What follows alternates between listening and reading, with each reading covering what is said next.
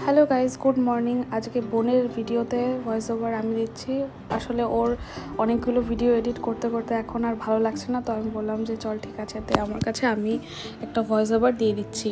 তো সকালবেলায় এই যে সবাই ঘুম থেকে উঠে পড়েছে আর ভাই স্বর্ণার সঙ্গে খেলা করছে, আর ওর সঙ্গে এরকম খেলা করলে ভীষণ ও খুশি হয়। আর এখন তো আজকে সকালবেলা থেকে একটু কেমন ঝোড়ো হাওয়া হচ্ছিল আর রোদ ছিল না, আর রাত থেকে কারেন্ট ছিল না, যার জন্য ইনভার্টারের চার্জ পুরো শেষ হয়ে গেছিলো। আর ঠিক এই সময়টা থেকে মানে ফ্যানও চলছিল না আর লাইটও চালানো যাচ্ছিল না। আর স্বর্ণা দেখো এখন একটু ভুট হওয়ার চেষ্টা করছে। ও এখন না নিচে শোয়ালেই ও চিত হয়ে শুয়ে থাকতেই চায় না, খালি ভুট হয়ে যায়। আর পাশে কোলবালিশ থাকুক বা না থাকুক, ওর উপর দিয়ে উঠে ও চেষ্টা করতেই থাকে অনবরত যে ও ভুট যাতে হতে পারে। আর ভুট হয়ে গেলে তো ভীষণ খুশি। আর বাইরের ওয়েদারটা একদমই জঘন্য, রোদ নেই কিন্তু প্রচণ্ড ভ্যাপসা গরম। তো মোহরের এখন যেহেতু 6 মান্থ অলরেডি চলছে, তো তার জন্য ডক্টর ওকে সলিড ফুডের সঙ্গে ইন্ট্রোডিউস করানোর জন্য বলেছে। আর ওকে যেই ফুডই যেদিন খাওয়ানো হয় না কেন, যেটুকু ওর জন্য বানানো হয় ওকে কিন্তু পুরোটা খাওয়ানো হয় না। ও যতটা খেতে পারে, মানে ওর যতটা মানে খেতে ইচ্ছা হয় সেটুকুই খাওয়ানো হয়, জোর করে কিন্তু খাওয়ানো হয় না।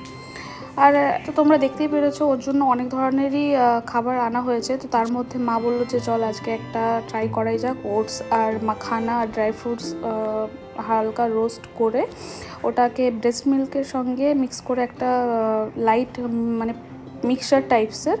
তো সেটা দেখা যাক ও কীরকম খায়। আজকেই ফার্স্ট ট্রাই করা হচ্ছে, না ফার্স্ট বলে ভুল হবে, আগে একবার ওকে আপেলের পিউরি খাওয়ানো হয়েছে। তো ওটস আর মাখানার কিন্তু অনেক হেলদি বেনিফিটস রয়েছে বেবিদের জন্য। যেমন মাখানা হচ্ছে বেবিদের বোন ডেভেলপমেন্টে হেল্প করে, আর হচ্ছে তোমার ওটস বেবিদের জন্য খুবই ভালো, হিমোগ্লোবিন বাড়ায়। আর B6, BE, ভিটামিন কে, আরও অন্যান্য অনেক রকম ভিটামিনস আছে ওটসে। আর মাখানা কিন্তু ডাইজেশনের জন্য বেবিদের খুবই ভালো। তোমরা চাইলে তোমাদের বেবিদের জন্য কিন্তু এরকমভাবে ট্রাই করতেই পারো। তাছাড়াও এখনকার দিনে তো গুগলে অনেক ধরনেরই বেবিদের কী ধরনের ফুড খাওয়ানো উচিত, কী ধরনের ফুড খাওয়ানো উচিত না, সেগুলো সেখান থেকে জানাই যায়।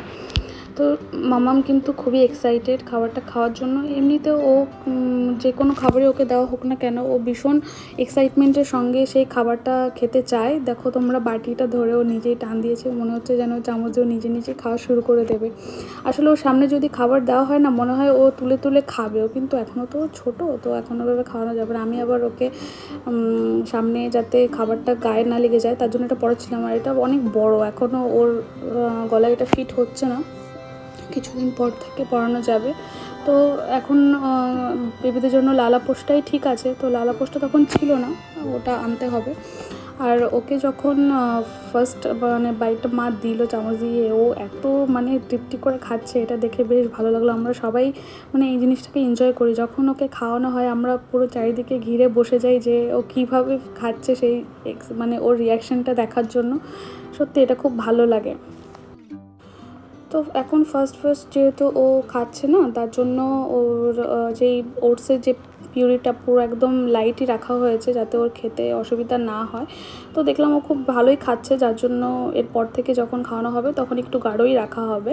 আর ও কিন্তু পুরো চেটে চেটে খাচ্ছে, মানে মুখ থেকে যেটুকু পড়ে যাচ্ছে সেটুকুও খেয়ে নিচ্ছে। আবার ক্যামেরার দিকে তাকিয়ে মাঝে মধ্যে একটু স্মাইলও করছে, আর মা খাইয়ে দিচ্ছিল, মাকেও দেখে স্মাইল করছে। মানে ও যে কতটা খুশি সেটা ও নিজেই বুঝিয়ে দিচ্ছে। আর এই দেখো এইদিকে তন্ময়, বোন, ভাই সবাই ওর দিকে চেয়ে বসে আছে, আর ও সেই জন্য আরও বেশি এনজয় করে করে খাচ্ছিল। তো তোমরা দেখতে থাকো ও কীভাবে খায়।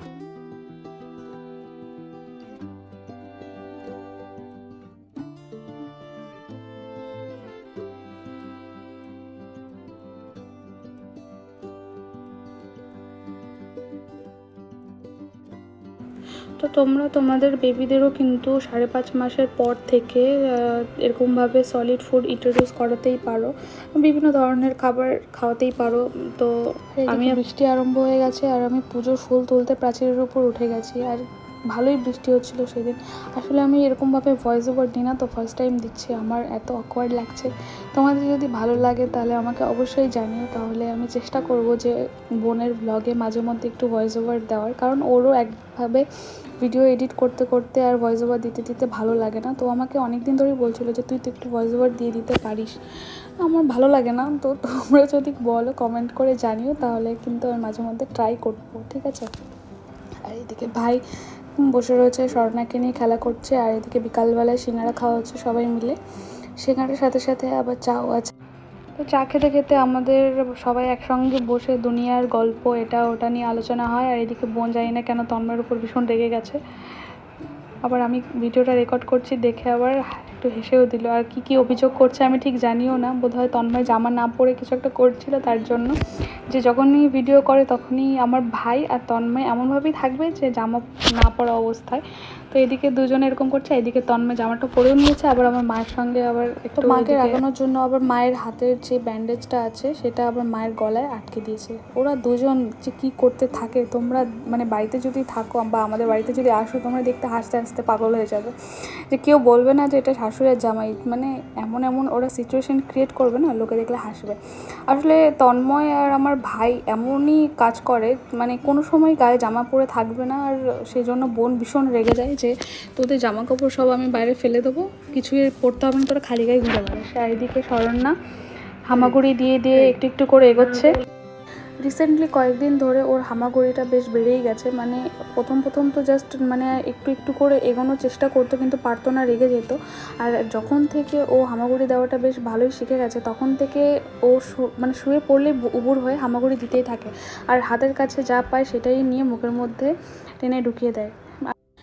মোহর কিন্তু দেখতে দেখতে আমাদের সামনেই কত তাড়াতাড়ি বড় হয়ে যাচ্ছে। এই তো সেদিন হলো, ও কত ছোট্ট ছিল, কিছুই করতো না, চুপচাপ শুয়ে থাকতো, চোখ ঘুরিয়ে ঘুরিয়ে চারিদিকে দেখতো।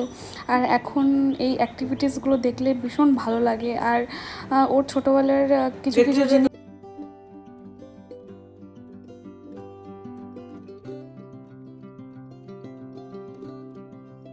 তো এত অবধি তো তোমরা আমার দিদির ভয়েস ওভার শুনতে পেলে। আসলে এরপরে ওর আর দিতে মানে ইচ্ছে করছিল না, বলছে আমারটা ভালো হচ্ছে না, তুই দে। তো ভাবলাম চলো, ও যখন ইচ্ছে করছিল তো আমিই দিই। তো মামামের দেখো অবস্থা, ওর নাকটা সবসময় টানতেই থাকি, তবুও আমার সবাই বলে যে ওর নাকটা বেশি করে টানবে। আসলে যেহেতু ব্রেস্ট ফিট করে, তো ওর নাকটা বোঝা হয়ে যাওয়ার সম্ভাবনা এখন আছে, তবু যতটা সম্ভব টানি। এবার তারপরে যদি ঠিকঠাক না হয় তো এখন সেটা তো আমাদের হাতে নেই, ভগবান যেরম চাইবে সেরমই হবে আমি মনে করি। তো সেদিন এত ঝড় বৃষ্টি হচ্ছিল যে সবারই মন করছিল যে একটু খিচুড়ি খাওয়া যাক। তো তোমাদের দাদাভাই দায়িত্ব নিয়ে নিল খিচুড়ি তৈরি করার। আর ওর রান্নাবান্না থেকে অনেক দিন হয়ে গেল বঞ্চিত আছে, তাই ওর রান্নাবান্নার উপরে আমাদের ঠিক কনফিডেন্সটা অতটা নেই এখন। কারণ রান্নাবান্না করতে থাকলে সে রান্নাবান্না ভালো হয়, কিন্তু অনেক দিন না করলে না সেটা অতটা টেস্টি হয় না। তবে সেদিন মোটামুটি হয়েছিল, বলবো না খুব খারাপ আবার খুব ভালোও না। মামাম দেখো আমাকে দেখে কী পরিমাণে হাসি দিচ্ছে। আর ওর বাবা বানাচ্ছে এখন খিচুড়ির সাথে ডিম ভাজা আর পাঁপড় ভাজা ছিল সেদিন।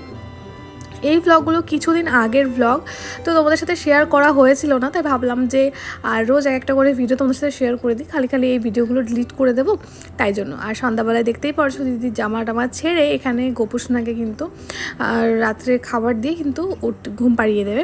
তো এই মুহূর্তে আমি ভাবলাম একটু স্নান ধান করে নিই, যেহেতু মা এখন মামামকে ধরে রেখেছে, তো আমি স্নান ধান করে চলেও এসেছি।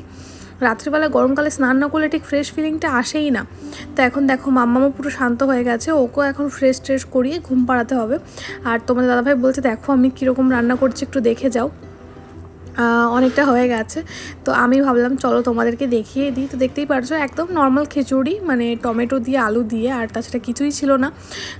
কখনো কখনো এরকম সিম্পল খিচুড়িও ভালো লাগে, মানে অনেক ভেজিটেবল দিয়ে না হলেও এরকমও কিন্তু ভালো লাগে খেতে। তো এখন এই যে খিচুড়িটা মোটামুটি কমপ্লিট হয়ে গেছে, এখন ভাজতে হবে ডিম। তো ডিমটাও তোমার দাদাভাই ভেজে নেবে। তো সেদিনকে খিচুড়ি খাওয়া হয়েছিল। আর বৃষ্টি হলে না বাঙালিদের মনে একটা ইচ্ছে জাগে খিচুড়ি খাওয়ার, এটা বোধহয় প্রত্যেকেরই ইচ্ছেটা হয়। আর আমাদের বাড়িতে সবাই খিচুড়িটা পছন্দ করে, সেটা ডালিয়ার খিচুড়ি হোক বা এমনি নর্মাল ভাতের বা গোবিন্দভোগ চালের।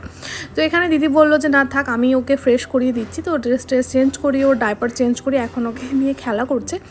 এখন মুখে ময়শ্চারাইজার, গায়ে ময়শ্চারাইজারটা দিয়ে দেবে, কারণ যেহেতু ও তো সবসময় এসির মধ্যে থাকে, তো স্কিনটা ড্যামেজ হয়ে যাওয়ার ভয় থাকে বা সবসময় ড্রাই হয়ে যায়। এই জন্য আর কি। তো দেখো মামাম কিন্তু ফ্রেশ হওয়ার পরে অনেক বেশি অ্যাক্টিভ ফিল করে। তো বাচ্চাদেরকে চেষ্টা করা উচিত দিনে 2 থেকে 3 বার একটু মুখ টুক মুছিয়ে দেওয়ার, হাত টাত মুছিয়ে দেওয়ার, যেহেতু ওদেরও তো হাত পা ঘেমে যেতে পারে, ময়লা হয়ে যেতে পারে। তো ওরা যেহেতু সবসময় হাত পা মুখের ভেতরে নিজেই থাকে, তাই ওদেরকে যতটা পারা যায় একটু হাইজেনিক রাখার চেষ্টা করতে হয়। তো যতটা সম্ভব হয় ততটা আমরা করার চেষ্টা করি।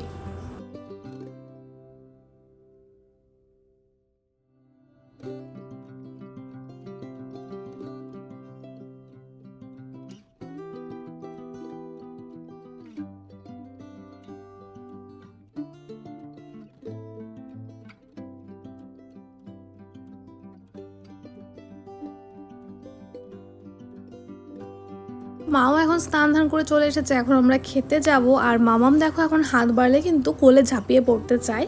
এই জিনিসটা কিন্তু ওর নতুন হয়েছে, আরও কিছু কিছু জিনিস ছোটো ছোটো জিনিস নতুন নতুন করে ও শিখেছে। তো এখন আমরা সবাই খেতে বসবো, আর ওকে একটু ঘুম পাড়ানোর চেষ্টা করলাম আমরা, কিন্তু ঘুমোলো না। তো মা বললো তোরা আগে খেয়ে নে, তারপর আমি খাবো। তো তোমাদের দাদাভাই কিন্তু আমাকে সার্ভ করে দিচ্ছিলো, দেখতেই পারছো। এগুলো কিন্তু আলাদা রকম একটা ভালোবাসা বলতে পারো। এটা দেখো পাঁপড় ভাজা হয়ে গেছে, এখানে ডিম ভাজা হয়ে গেছে। মাকেও বললাম মা তুমি খেয়ে নাও একসাথে। তো ওখানে মাম্মামকে নিয়ে বসে আছে দিদি, আমরা খেয়ে নেব, তারপরে দিদি খাবে। তো চলো আজকে ব্লগটা এই অবধি। কেমন লাগলো অবশ্যই লাইক কমেন্ট করে জানাবে। তোমাদের একটা লাইক কমেন্ট আমাকে কিন্তু অনেকটা এনকারেজ করে নেক্সট ভিডিও বানানোর জন্য। আর ভিডিওটা দেখতে দেখতে যারা লাস্ট অবধি চলে এসো তারা একটা কিন্তু কমেন্ট করে দিও।